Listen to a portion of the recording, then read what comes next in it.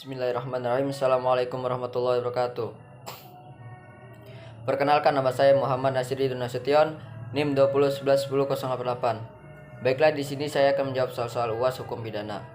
Pertanyaan yang pertama yaitu, berdasarkan berlakunya hukum pidana, menurut waktu terdapat asas legalitas terbagi menjadi 3 prinsip. Jawabannya, 3 prinsip asas legalitas. Yang pertama yaitu tidak ada hukuman kalau tak ada ketentuan undang-undang. Yang kedua yaitu tidak ada hukuman kalau tak ada perbuatan pidana. Dan yang ketiga yaitu tidak ada perbuatan pidana kalau tidak ada hukuman yang berdasarkan undang-undang.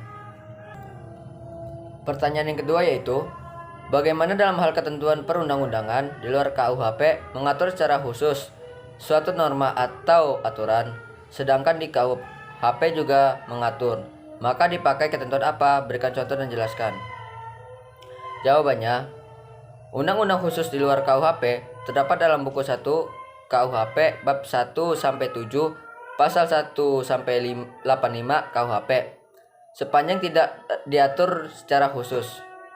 Aturan umum yang terdapat dalam buku 1 KUHP jelas membedakan antara aturan umum untuk kejahatan dan aturan umum untuk pelanggaran. Adanya aturan umum untuk kejahatan dan pelanggaran tersebut menegaskan bahwa KUHP sebagai induk dalam sistem hukum pidana material mengenal adanya kualifikasi yuridis berupa kejahatan atau pelanggaran.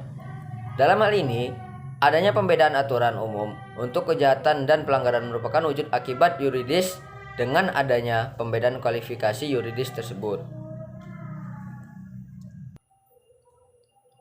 Pertanyaan yang ketiga yaitu, sebutkan unsur-unsur percobaan dan berikan contoh dasar hukumnya. Jawabannya yaitu, dari rumusan pasal 53 ayat 1 KUHP, jelas dilihat bahwa unsur-unsur percobaan ialah, yang pertama, ada niat, yang kedua, ada permulaan pelaksana, dan yang ketiga, pelaksanaan tidak selesai bukan semata-mata karena kehendaknya sendiri.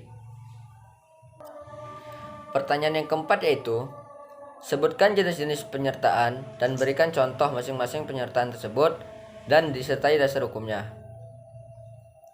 Jawabannya yaitu, dalam pasal 55 menyebutkan 4 golongan yang dapat dipidana atau membuat dader.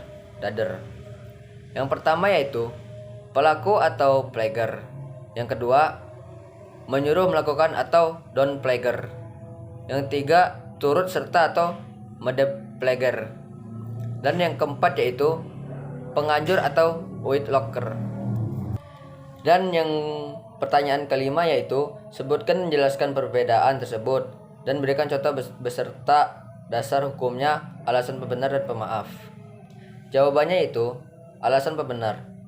Alasan pembenar yaitu alasan yang menghapuskan sifat melawan hukum perbuatan, sehingga apa yang dilakukan oleh terdakwa lalu menjadi perbuatan yang patut dan benar. Yang pertama yaitu daya paksa, pasal 48 KUHP, absolut, relatif, keadaan darurat.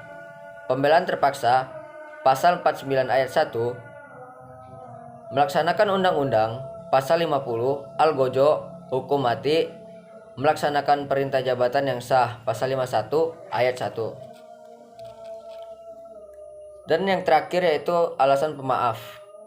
Alasan pemaaf yaitu alasan yang menghapuskan kesalahan terdakwa, perbuatan yang dilakukan oleh terdakwa tetap bersifat melawan hukum.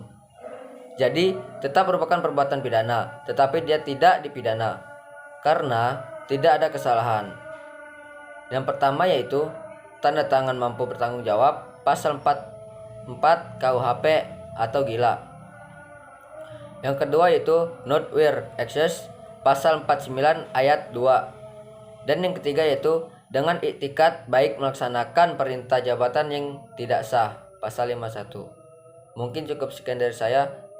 Kurang lebihnya mohon maaf. Apabila ada kata-kata salah, saya juga mohon maaf. Billahi taufiq wal hidayah. Wassalamualaikum warahmatullahi wabarakatuh.